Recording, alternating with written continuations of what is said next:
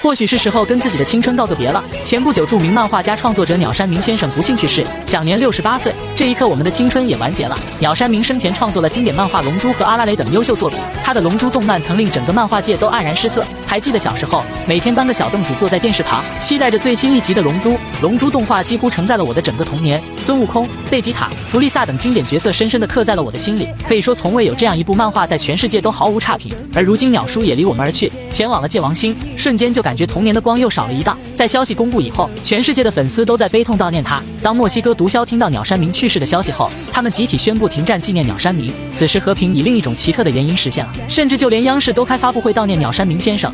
我们对鸟山明先生逝世表示深切的哀悼，向他的家属表示诚挚的慰问。那为何一个日本漫画家在中国竟会受到如此的重视呢？这就不得不提起鸟山明先生的经历。鸟叔是位出生在日本黄金时代的艺术家，那个时代的人有个特点，那就是在年少时都经历过二战或战后的痛苦，他们对反战、反法西斯的理念看得尤为重要。在《龙珠》中有个引人深思的桥段，弗利萨质问孙悟空说：“你说我杀害了很多无辜的人，难道被赛亚人杀死的就都是罪人吗？”而悟空却说：“所以赛亚人灭亡了，他们犯下的罪行就是他们灭亡的原因。”这段成年后再看，才真正看懂鸟山明先生的寓意。不仅是他，当年日本文艺界几乎清一色的全是反战人士，有手冢治虫、藤本弘、宫崎骏等等。其中哆啦 A 梦大喊日本战败的情节，正是作者藤本弘故意创作出来的。也正因为他们正视历史，反对战争，所以他们曾多次公开谴责日本恶劣行径，呼吁全日本向中国道歉。这也是中国网友为何喜爱他们的原因。不仅如此，虽然鸟叔作为一个日本人，但他很喜欢中国文化。他曾带着夫人来到中国旅行，游历了北京、上海、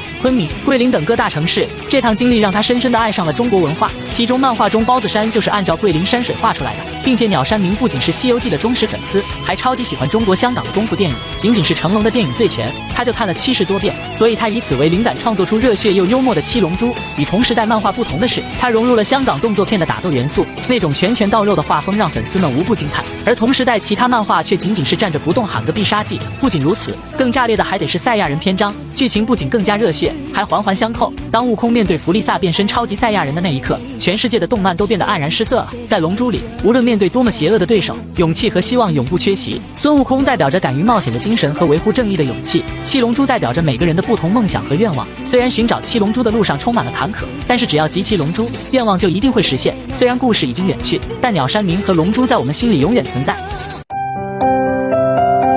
拜拜，那。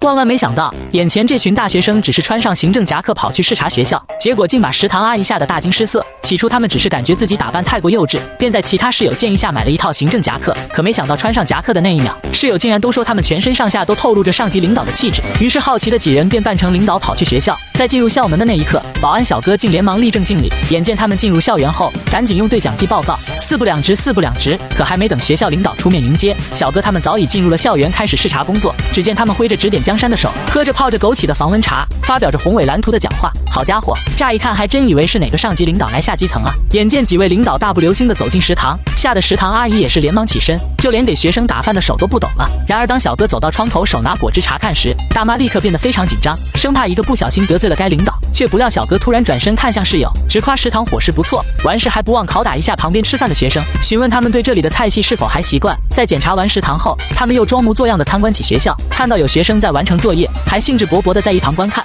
而此时学校教导主任终于赶来，连忙带着小哥参观学校环境，并询问哪里有需要改进的地方。小哥对他们的态度十分满意，于是立刻昂着头开始指点起学校的建设。一旁的老师也是连忙点头表示说的太对了，过后一定马上整改。只能说这套装扮压迫感太强，再加上前面有室友假装的记录摄影师，硬是把老师唬得一愣一愣的。甚至当他们走进了教室，原本昏昏欲睡的学生也立刻变得精神起来，赶紧调整坐姿。就算同为大学生，有的看出了他们的破绽，也硬是不敢赌这1%的几率。可此时的校长却始终未出面迎接，而是不停地打电话询问到底是哪位领导大驾光临。可直到他手机打到欠费，也没能查出这些领导来自哪里。于是校长便悄悄在门口蹲点，想要确认他们的最终归处。却不料他们视察完教室后，竟直接回到了男生宿舍的方向。更令校长万万没想到的是，在他们宿舍里还发现了一大堆的领导。最后学校无奈只能出示一条新校规，以后不准再穿着行政夹克来学校，以防学校没准备给校长造成心理阴影。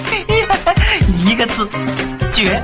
如果古代人也开始玩抖音，会是怎样的画面呢？我只能说太震撼了。今天给大家带来一套男女通杀穿搭。别动啊！收拾你啊，老丝儿的。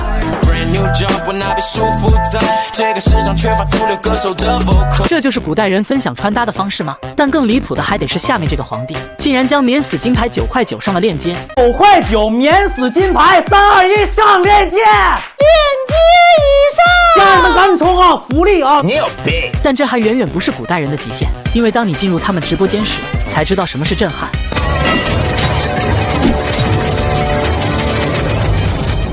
哎呀妈呀，这么好吃的鸭肚子，不吃白瞎了！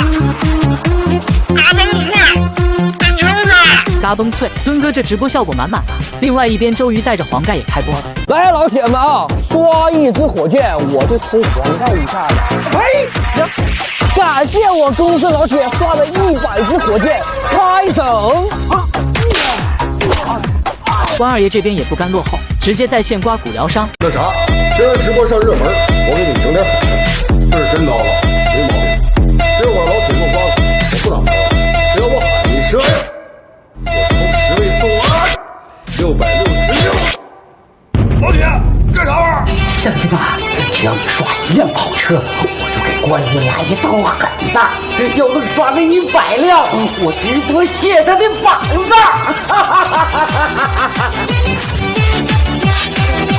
但要说最有绝活的，还得是这位 MC 子龙。子龙一首《刀山火海》送给你们，希望你们喜欢。刀怒斩雪一雕，山豪迈冲云霄，长缓和在燃烧，我直播赶曹操。哈哈哈哈！老铁们，这旮沓就是长坂坡，咋样？风景不错吧？刀怒斩雪一雕。我是超位主播彦明 ，ID75898。我今天给大家表演一个我是青蛙猴的给。刀怒斩雪。你敢相信一件几块钱的纸巾竟然在网上掀起了男女对喷？起因是这个男生只是和女生拼单买了一件纸巾，结果却遭到女生的偷拍，并公开讽刺男生的长相。原来女生为了图便宜想要团购一箱纸巾，于是男生就想着帮助一下女生，并询问了女生是否同意一箱纸巾两人平分，并且表示自己可以先付钱。可没想到女生竟认为男生对她有爱慕之心，不仅发到群里炫耀，还讽刺男生是个舔狗。这也就算了，可等到纸巾到货后，女生又开始整事。原本俩人说好平分一箱纸巾，价格也就18块钱，不料女生根本不想出钱，并表示微信只有4块7毛钱，想让男生吃点亏，把纸巾给他分了。面对女生出尔反尔的行为，男生果断拒绝了，可女生却恼羞成怒，甩出一句你是懂令人讨厌的，并在男生上课的必经之路上，女生偷偷拍下了男生的照片，并讽刺男生说你好丑，你怎么不去死？说完就拉黑删除了男生。可怜的男生本想忍气吞声，但一想到以后还会受到女生的欺负，他忍不住就把前因后果发到了网上。好心的他怕女生遭到网暴，于是也开直播，好心劝女生不要再狡辩下去。可女生却一直强调自己是女孩子，让我怎么办？而且我还是女孩子哎，并说自己偷拍男生是没有恶意的。你还没说什么？去死吧！是你发的吗？如果你觉得这句话对你怎样子，我也并没有恶意在里面。眼见男生不向自己道歉，女生竟直接装起了病，声称因为男生自己得了抑郁症。不久后，女导员便得知了此事，两女就胁迫男生，给男生制造压力，最后男生不得不向女生道歉，结果大家可想而知。但面对如此女权行为，男生又会怎么做？又能怎么做呢？不过是默默接受罢了。果然云南不大，小英创造神话。原来云南小英才是真正的活阎王，给他一次做饭的机会，他能把家里所有物种都当成神农来投喂。吃个鱼不刮鳞片不去内脏，直接活鱼下锅大火生煎，腊肉也是清水随便洗洗，然后放绞肉机绞碎，也放油锅里炸，最后得到了一锅的热油。就这一家人还吃得有滋有味，主打的就是不干不净吃了没病。更可怜的还得是小英家的牛，明明可以把牛放地里去吃草，可他却偏要给牛喂饭，甚至还是他存了好几天的剩饭。主打的就是各种泔水套餐，还有发霉生蛆的陈年腊肉，撒上洗衣粉用鞋刷子刷干净，腊肉自己拿去吃，剩下的洗衣粉水就倒给了牛喝。就这样，别人家的牛吃草长得肥肥壮壮，而他家的牛吃饭却饿成了皮包骨。不仅如此，为了让牛更好的吸收阳光，他还故意给牛棚搞了个全景天窗，牛不仅能吸收阳光雨水，晚上还能看星星。担心牛睡觉的地板太硬，他还贴心在牛棚里留着半人高的牛粪。本以为牛会睡在松软的牛粪上，却不料牛每晚都站着睡觉。更离谱的是，某天晚上直播时，牛发出了惨烈的叫声，网友让小英去查看，可他却沉迷直播根本不管。结果第二天一看，自家的牛居然独自生出了小牛，好家伙，果然这牛能活下来全靠自己八字硬。除此之外，小赢家的坤坤也是遭老罪了，不仅被养得骨瘦如柴，还看起来病殃殃的。可怜的坤坤浑身上下没二两肉，就这还要被小赢拿去宰了吃肉。吃完小赢觉得鸡骨头也不能浪费，反手又喂给了牛吃。好家伙啊，咱就说实在不行把牛卖了吧，放过牛好吗？怪不得24年最毒的诅咒是罚你去当小赢家的牛。我操！原来中国人真的是无处不在，整个世界就像一个巨大的中国县城。就比如有网友去埃及旅游，结果在埃及撒哈拉沙漠里面的贝多因部落，发现其中的一个厕所竟然用中文写着男女。还有位中国小伙骑行到北极地区，方圆几十里连个镇子都没有，结果他扭头发现一家挂着红灯笼的中餐厅，更离谱的是老板竟然是四川老乡。嚯！好家伙，果然发展中国家就是把全世界都发展成中国人。雇佣兵半只狐狸去亚马逊执行任务，那里连个店面都看不到，除了盗猎和挖矿的，根本没人愿意待在那里。可他扭头却发现有几个老乡在森林卖泡面，一个连地图都不显示的无人小岛。有网友登岛后发现上面竟然有3个同胞在这旅游。好家伙，在世界上最孤独的一座小镇里，全镇300多人住在同一栋楼里，就这么一个小地方，唯一一家餐厅还是中国人开的。更有的网友去伦敦跨年，结果0点1到，周围的人都在说新年快乐，就连音乐也放起了中文歌。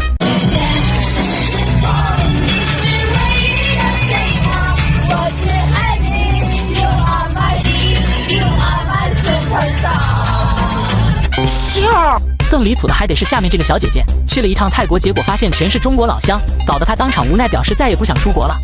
大哥哪的？成都的。成都的，这哪是外国旅游，这全是中国的。你哪里的美女？也是成都的。都是中国人，全是中国人。萨瓦迪卡，河南的。好家伙，难怪说中国人是世界的 NPC， 随机在世界的哪个地方都能刷新出来。一个字，绝。万万没想到，眼前这个中国小伙只是发了个视频，结果竟让欧洲文旅宣传倒退了几10年。起因是这天小伙去巴黎旅游，去之前还专门做了好几天的攻略，因为在他印象中，巴黎不仅风景如画，还是一座充满魅力和浪漫的城市，因此他充满了对巴黎的无限向往。然而当他到达巴黎后，结果却令他大失所望。就比如闻名世界的埃菲尔铁塔，印象中的他在夕阳下如诗如画，唯美至极。可小伙去后却发现不过是个大裤衩，还没有咱中国的徐州电视塔好看，并且四周环境脏乱差也就算了，塔下更是有许多小贩摆着地摊，看起来十分影响市容，并且看似如此高端的欧洲，他们售卖的却都是来自咱义乌的小商品。这下小伙看后瞬间失望透顶，随后小伙无奈地漫步在巴黎的街道上，可此时却一阵恶臭突然袭来，看着满街各种形状的奥利给，小伙猝不及防差点干呕出来。这还是自己印象中的巴黎吗？不是满街都是浪漫的香水气息吗？这咋成奥利给味道了？随后小伙转念一想，这也是可以理解的，因为法国上厕所也是要收费的，公厕去一次需要2欧元，折合人民币也得15块钱，这谁愿意出啊？估计只能就地解决了。咱就说怪不得外国香水种类居多，感情是为了遮掩这独特的气味呗。当然来到巴黎，那卢浮宫是一定要去的，小伙也毫无意外来到了这里。印象中的卢浮宫高端大气上档次，可去了才发现和农村的赶集没什么两样。小伙子费了9牛2虎之力才挤到前面，结果又是一股浓烈的屁味扑面而来。咱就说公共场所就不能注意点吗？随后小伙逛了一圈下来，却发现法国的文物没见几个，反倒是他国的各种雕塑居多。这下小伙瞬间想到一种可能，这他喵的该不会从各个国家抢来的吧？不仅如此，最后小伙还不忘做出十分客观的评价，这个叫什么巴洛克什么馆，我看跟咱那开大宫差不多啊。这里我不得不解释一下，这个什么巴洛克馆我是一无所知，但小伙口中的凯撒宫我却了如指掌，因为这是徐州的一个洗浴中心。随后小伙逛饿了就去找点吃的，可结果却再次令他大吃一惊，买了一份菜叶子花了4欧元，这也就算了，主要是还不给叉子。你想让人家学印度吃手抓饭吗？小伙无奈返回去询问，结果叉子收费5毛，折合人民币4块钱。咱就说怪不得欧洲人贼有钱，你这心可够黑的呀！之前还对巴黎充满期待，然而在看完小伙的视频后，出国旅游的想法立刻烟消云散了。所以咱还是留着钱去洗脚吧。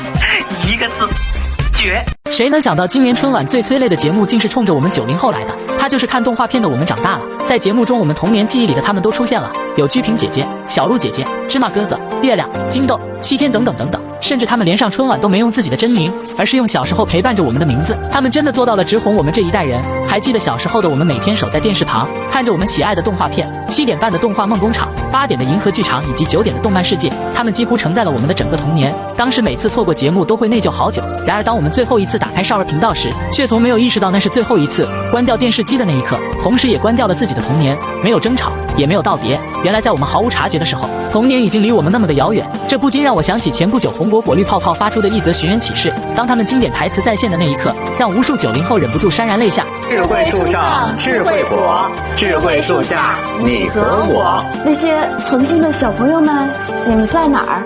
过得好不好？为什么在休息一下之后就再也没有回来了呢？